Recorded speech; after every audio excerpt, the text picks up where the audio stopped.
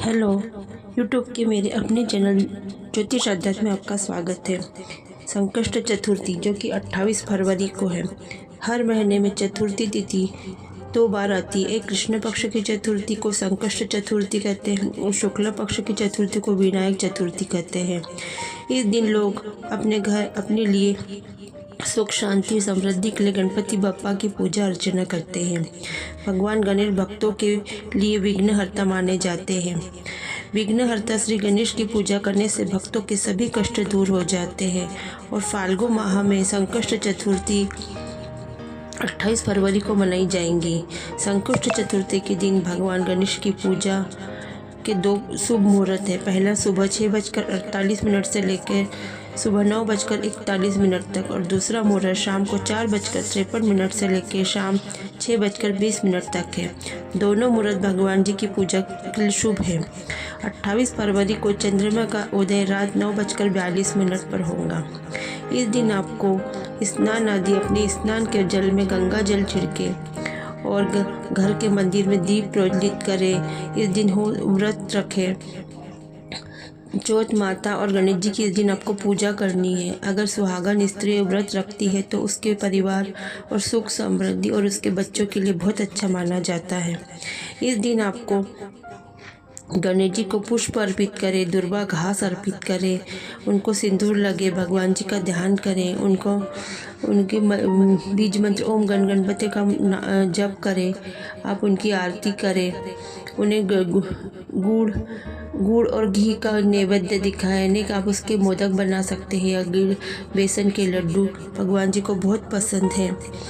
पूजा के लिए लकड़ी की चौकी, पीला कपड़ा रखे, जनेऊ, सुपारी, पान का पत्ता, लौंग, इलायची, लाल फूल, दुर्वा, हरी घास, हल्दी, मूली, गाय के घी का दीपक, 11 या 21 तिल के लड्डू, कोई मौसमी फल और संकट चौथ की व्रत कथा कहे। चंद्रमा को अर्घ्य दे और गंगा जल, कलश, चीनी आदि चीज़ों की भी आवश्यकता पड़ेगी। यह करने वालों की बहुत व्रत के सब कार्य सिद्ध और प्राप्ति का बहुत अचूक उपाय है। संकष्ट चतुर्थी के दिन भगवान गणेश और चंद्रमा की उपासना करें और माता चौथ यानी माता दुर्गा, उनकी माता पार्वती जी, इस दिन उनकी उपासना करनी चाहिए। आपके घर में सुख समृद्धि और खुशी का वास होता है। उपासना करने से जीवन के हर संकट टल जाते हैं। जो व्यक्ति इस दिन व्रत रखता है उनकी संतान संबंधी समस्या भी दूर होती है, क्योंकि विघ्नहर्ता होने के साथ साथ बुद्धि के दाता है और लक्ष्मी प्रति भी रिद्धि सिद्धि के देते हैं। इसलिए धन और कर्ज संबंधी समस्त समस्याओं का निवारण हो जाता है। इसलिए इस व्रत को करना चाहिए। इस दिन अगर आप गणेश जी के मंदिर जाते हैं, उन्हें 21 हरी दुर्वा की माला या दुर्वा चढ़ाते हैं, उन्हें लड्डू का भोग, मोदक का भोग लगाते हैं, तो गणेश जी आप पर प्रसन्न होते हैं, हर विपदा हर संकटों का नाश करते हैं, आपकी हर इच्छा पूरी करते हैं। इस पे आपको एक कथा मैं बता रही हूँ फाल्गुन मास की। इस कथा को भी आप पढ़ सकते हैं, सुन सकते हैं। एक बार की बात है कि एक आदर्श राजा का राज्य था। वह राजा बहुत ही धार्मिक और अत्यंत दान पुण्य करने वाला था। उसके राज्य में एक सज्जन ब्राह्मण था, उनका नाम था विष्णु शर्मा। विष्णु शर्मा के 7 पुत्र थे, वे 7 अलग अलग रहते थे। विष्णु शर्मा जब वृद्धावस्था में आए तो उसने अपने बहू से कहा कि मैं गणेश जी का व्रत करूँगा।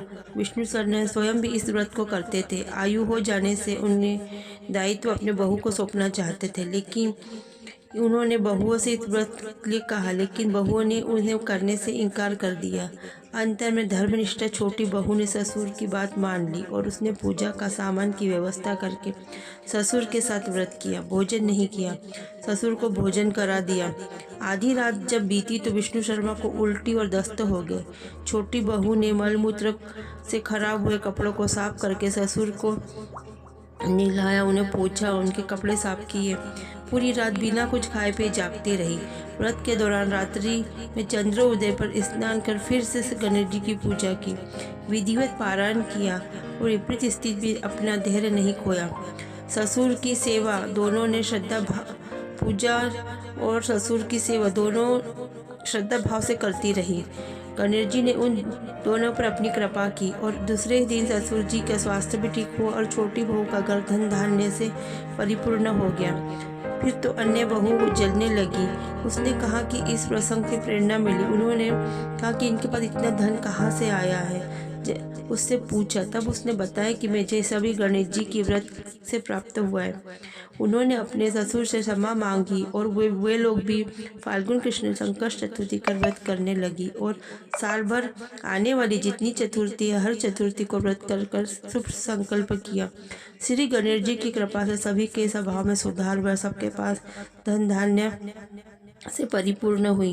यही है गणेश जी जो बहुत जल्दी भक्तों के विघ्न और संकटों को हरते हैं और वे अपने भक्तों पर कृपा करते हैं, इसलिए उन्हें सर्वम पूज्य भी कहा जाता है। उनके बिना कोई भी कार्य सिद्ध नहीं होता। शुभ कार्य और सर्वप्रथम उन्हीं की पूजा की जाती, वही पूजा मान्य होती है।